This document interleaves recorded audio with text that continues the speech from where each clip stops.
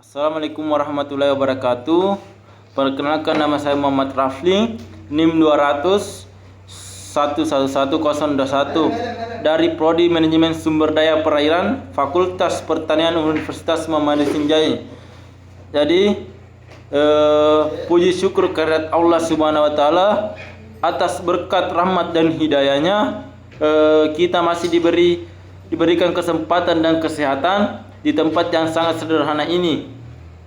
Dan tak lupa kita kirimkan salawat serta salam kepada sang junjungan besar kita, yaitu sang baginda Nabi Muhammad SAW. Allahumma salli ala sayyidina Muhammad.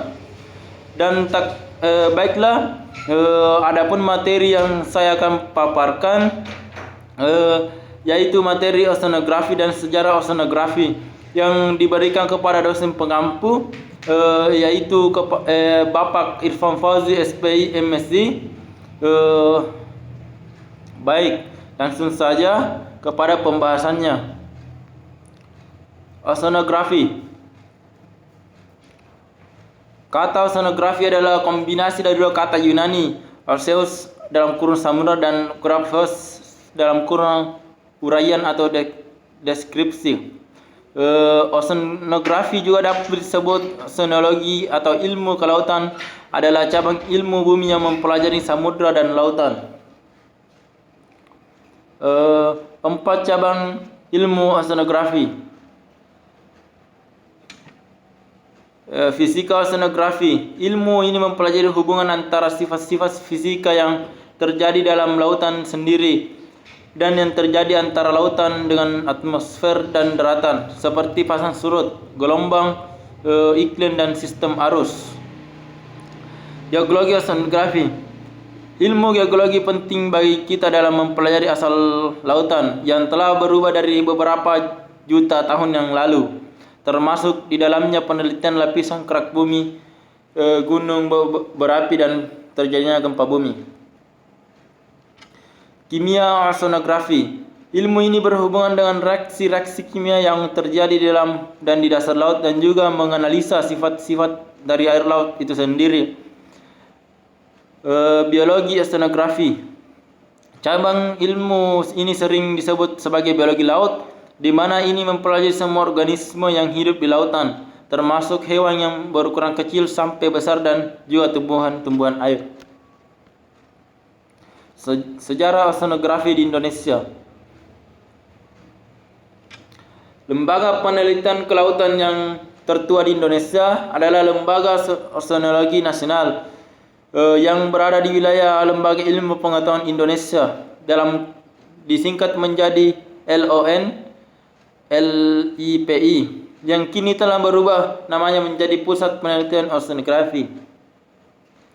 Penelitian oceanografi di Indonesia pertama kali dilakukan tahun 1904 oleh Konix Benser ketika mendirikan Laboratorium Perikanan di Jakarta. Laboratorium ini pada tahun 1919 diubah menjadi Laboratorium Biologi Laut, dan akhirnya sejak tahun 1970 menjadi Lembaga Oceanologi Nasional.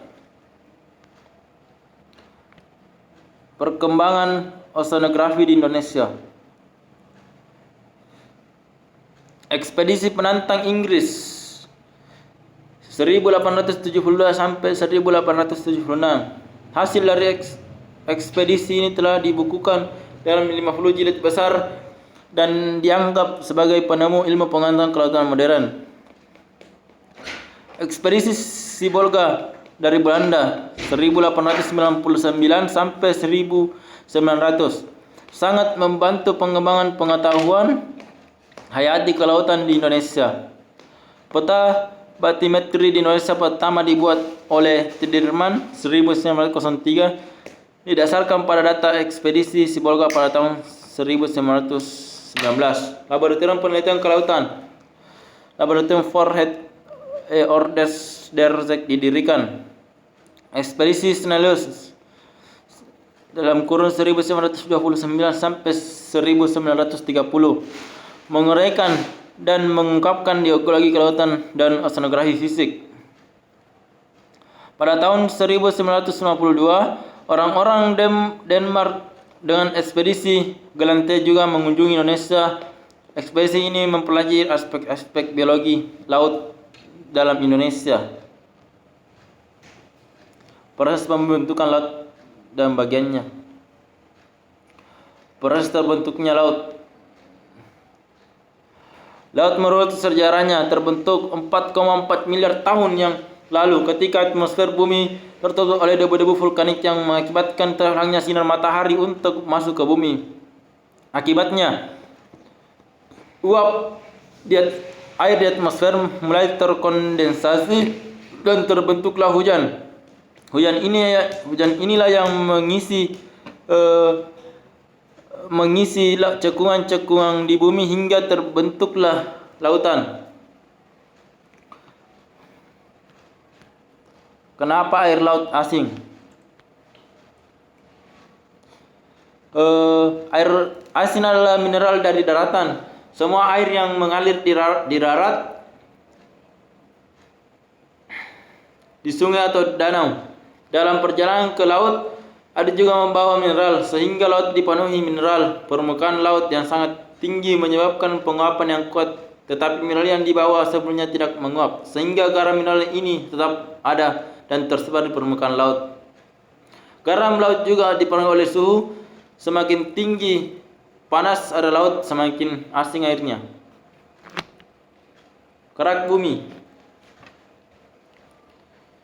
merupakan lapisan yang paling luar dari bumi. Berdasarkan jenis kerak bumi dibagi menjadi dua kategori, yaitu kerak samudra dan kerak benua. Kerak samudra adalah kerak yang memiliki ketebalan berkisar 5-15 km. Kerak samudra ini tersusun atas mineral yang kaya akan sima atau SiFe dan Mg. Kerak samudra memiliki nama lain, yaitu sebutan lain yakni basaltis. Hal ini karena bantuan penyusun utama dari kerak bumi adalah basalt. Kerak benua sebagai lapisan granitis. Kerak benua ini memiliki ketebalan sekitar 30-80 km seiringan dengan temperatur kerak yang akan semakin meningkat tergantung dari kedalamannya. Pembagian laut secara horizontal. Zona neritik. Zona neritik merupakan zona yang berada di paparan benua, dihuni oleh biota laut yang berbeda dengan zona ozonik. Zona neritik memiliki kelimpahan dan keragaman biota lebih tinggi dibandingkan dengan zona oseanik. Zona oseanik merupakan zona perairan yang terletak di luar landas benua. Zona ini merupakan umumnya memiliki kedalaman perairan yang dalam dan sinar matahari sudah sangat tipis sehingga tidak ada cahaya matahari.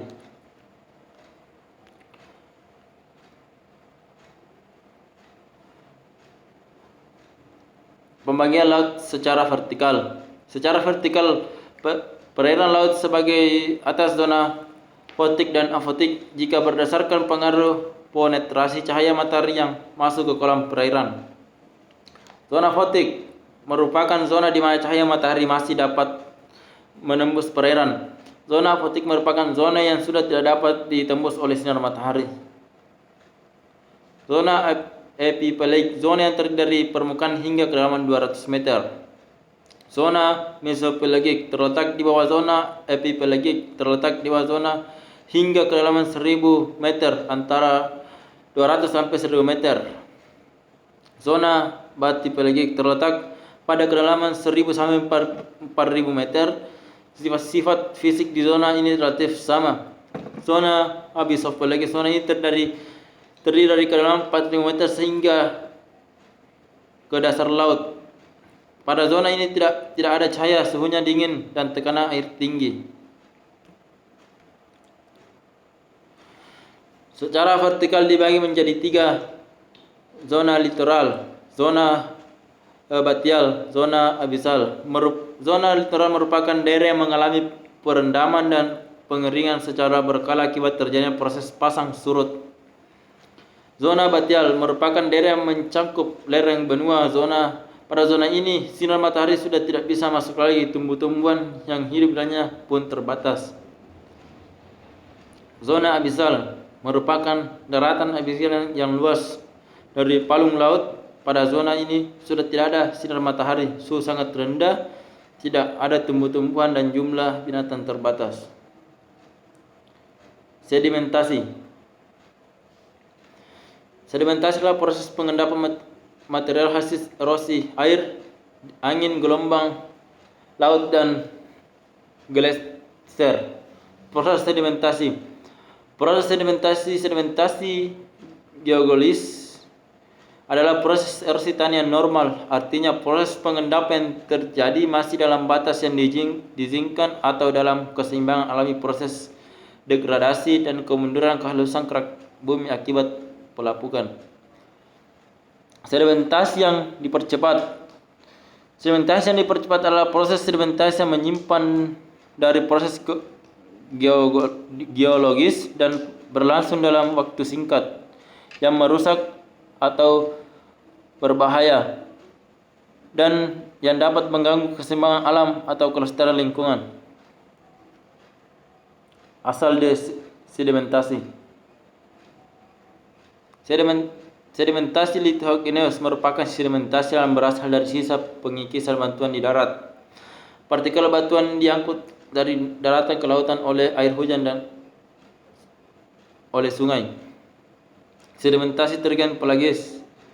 Hampir semua sedimen tergen di lingkungan pelagis terdiri atas materi-materi yang berukuran kecil. Ada dua cara materi tersebut sampai ke lingkungan pelagis, dengan bantuan arus turbiditas dan aliran gravitasi.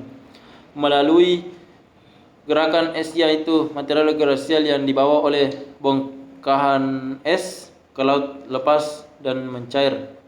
Sedimen cosmogeneous merupakan sedimen yang berasal dari berbagai sumber dan masuk ke dalam air laut melalui jalur media udara.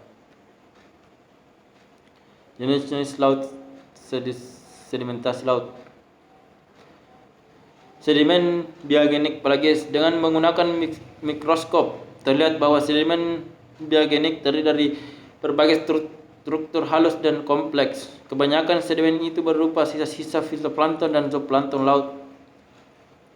Sedimen biogeneous merupakan sedimen yang berasal dari sisa-sisa rangka organisme hidup yang membentuk partikel halus dalam kurung ozon. Sedimen hidrogeneous merupakan sedimen yang terbentuk dari hasil reaksi kimia dalam air laut, contohnya bongkahan mangan yang berasal dari endapan lapisan oksida dan hidroksida besi dan mangan. Faktor penyebab terjadinya sedimentasi. Pasang surut. Wilayah pantai mengalami peristiwa pasang surut harian ganda atau pasang surut tipe campuran condong ke ganda memiliki pengaruh yang berbeda dengan wilayah pantai yang hanya mengalami pasang surut yang tunggal. Gelombang. Sebaliknya, ombak yang terdapat di dekat pantai, terutama di daerah pecahan ombak, mempunyai energi besar dan sangat berperan dalam bentuk morfologi pantai. Arus. Berbeda dengan perang ombak yang mengangkut sedimen tegak lurus terhadap arah ombak, arus laut mampu membawa sedimen yang mengapung maupun yang terdapat di dasar laut. Kemiringan dan arah garis pantai. Pantai lumpur mempunyai kemiringan sangat kecil sampai mencapai 1.005.000 kemiringan. Pantai pasir lebih besar yang berkisar antara 1:20 dan 1:50 kemiringan. Pantai berkerikil bisa mencapai 1:4. Dampak sedimentasi laut. Delta. Delta terbentuk di muara sungai, yaitu tempat pertemuan sungai dengan laut. Pada saat aliran sungai mendekati laut, arusnya melemah karena adanya pengaruh gelombang laut, sehingga material yang dibawa aliran sungai mengendap di lokasi ini dan membentuk delta. Tanggul alam. Tanggul alam terbentuk pada waktu terjadi banjir akibat material-material dari air sungai meluap di kanan kiri sungai.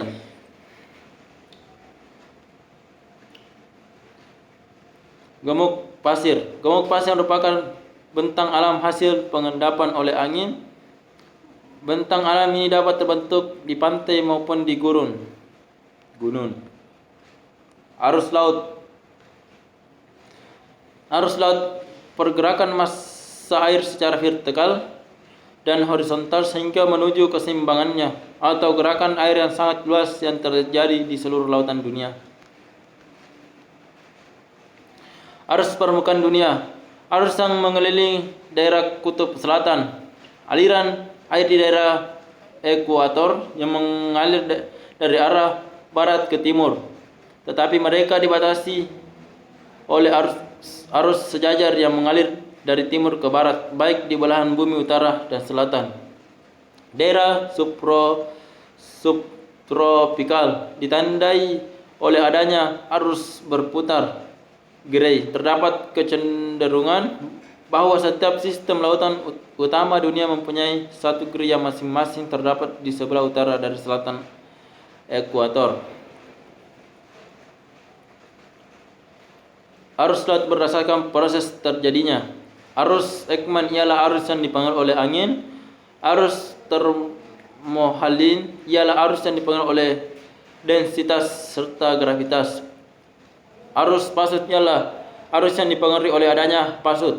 Arus geotropik ialah arus yang dipengaruhi oleh adanya gradien tekanan mendatar serta juga gaya klorolis. Arus wind driven current ialah arus yang dipengaruhi oleh adanya pergerakan angin serta terjadi pada lapisan permukaan. Arus laut berdasarkan kedalaman. Arus permukaan ialah terjadi di beberapa ratus meter dari suatu permukaan. Bergeraknya ialah dengan arah horizontal serta juga dipengaruhinya oleh ulah sebaran angin. Arus dalam ialah terjadi jauh pada dasar kolam perairan. Arah pergerakannya itu tidak dipengaruhi oleh adanya pola sebaran angin serta juga membawa massa air dari daerah kutub ke daerah yang ekuator. Arus musiman. Di bagian utara Laut Hindia dan Laut Asia Tenggara, angin musim berubah secara musiman dan mempunyai pengaruh yang dramatis terhadap arah dan arus permukaan. Upland dan downland. Upland adalah fenomena oceanografi yang melibatkan gerak yang dibangkitkan angin dari air yang lebih berat, lebih dingin, dan biasanya kaya nutrien ke arah permukaan laut, menggantikan air permukaan yang lebih hangat dan kurang nutrien. Downwind adalah kebalikan arus dari upland. Arus laut high permukaan tenggelam ke dasar laut. Upland dan downwind sering bergantian sepanjang musim. Kesimpulan yang dapat diambil dari materi oceanografi adalah bagaimana kita dapat mengetahui ilmu bumi yang mempelajari segala aspek dari samudra dan lautan. Secara umum, oceanografi dapat dikelompokkan ke dalam 4 bidang ilmu utama, yaitu geologi oceanografi yang mempelajari lantai samudra atau litosfer di bawah laut. Fisika oceanografi yang mempelajari masalah-masalah fisis laut seperti arus, gelombang, pasang surut, dan temperatur laut. Kimia oceanografi yang mempelajari masalah-masalah kimiawi air laut. Biologi oceanografi yang mempelajari masalah-masalah yang berkaitan dengan flora dan fauna. Terima kasih. Mungkin itulah tadi rangkuman materi oceanografi dan sejarah oceanografi. Terima kasih. Billahi fi sabilillah wa astagfirullah. Wassalamualaikum warahmatullahi wabarakatuh.